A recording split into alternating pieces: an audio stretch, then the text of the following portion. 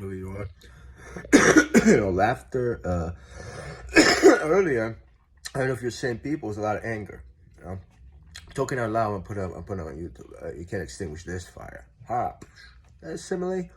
Actually, I think that it's kind of a metaphor, if you will. You know, it was 2009. I remember 2009 going on 2010. 2009 because I was working at this. It was the place is Kenilworth. The company's not there anymore. What they do is they pick up clothes that you give to a donation. And it's a big business industry. They have stores or they ship them out to other countries. Anyway, I started working there.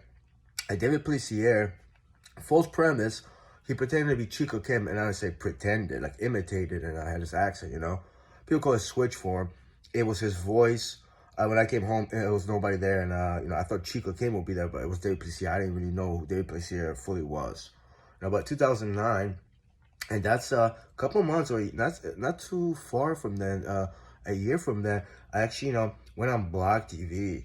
There was this woman named XXX The Peach, and she was broadcasting on Blog TV, so I made an account. Daniella Corkum, or Daniella_CA, she was already there. And we started actually, we befriended, we talked to each other, and I wasn't aware that was Daniela from 2004 or 5, I think 2004 on MySpace chats. And the reason why, me and her, I don't know if we ever traded numbers, but me and her talk in a chat room, something like that. And I would say little girl, she was a little girl, and I don't mean to insult her, right? She was 16 years old, going on 16, she was petite. I mean, I don't mean to insult her, but the reason why we started talking, and chat room, I remember her, but this girl, she put on her MySpace, I'm leaving, goodbye, this and that thing. You don't care about me, this and that. It was just like, dramatic. And I talked to her in chat room, and I think she said, no, I'm not leaving, like I'm still staying. She was looking for attention, actually. And there was people doing that, actually. Like, I'm leaving MySpace, you'll never see me again, something like that, I think, I don't know if I got angry, frustrated, I just told her to leave. But I wasn't mean about it.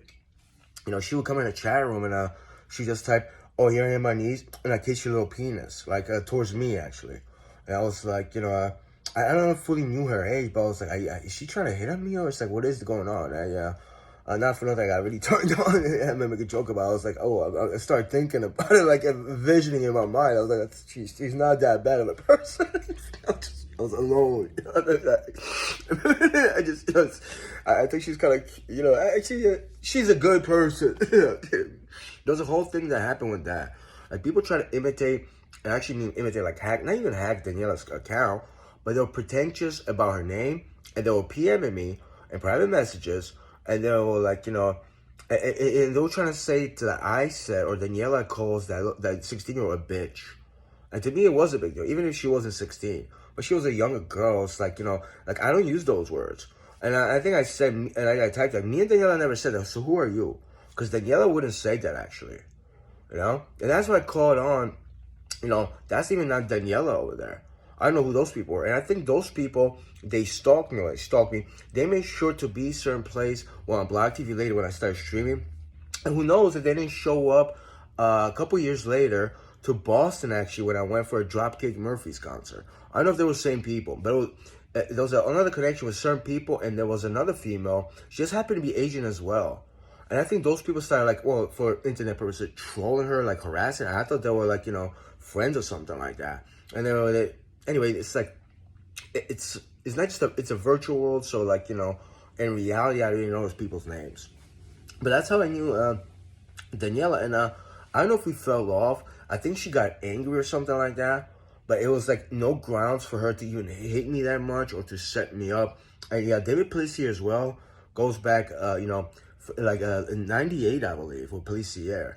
Except I didn't know that was David Policier. He was a young kid. There was an incident too, which I didn't really mean for him to even have handcuffs on, Which later came about. He knew the people he befriended, at least one of the brothers that actually robbed me. They jumped me. They assaulted me. And they took like a couple $100, actually, Hypocrites they are. They are very hypocrites. And they play morality card.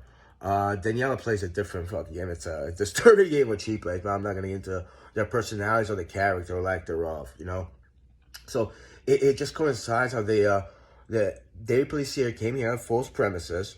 Actually, when I came home from work that night, there was nobody. I didn't see anybody, but there was, and I think it was his fiance. Later, he said he wanted me to tell me that he's getting married. Like I'm not really that friends with you. What is that? You know.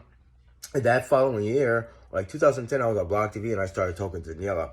So it's odd, but it's really not odd how things happen in my life, and those two people in a year or under a year frame just happen to be in my life.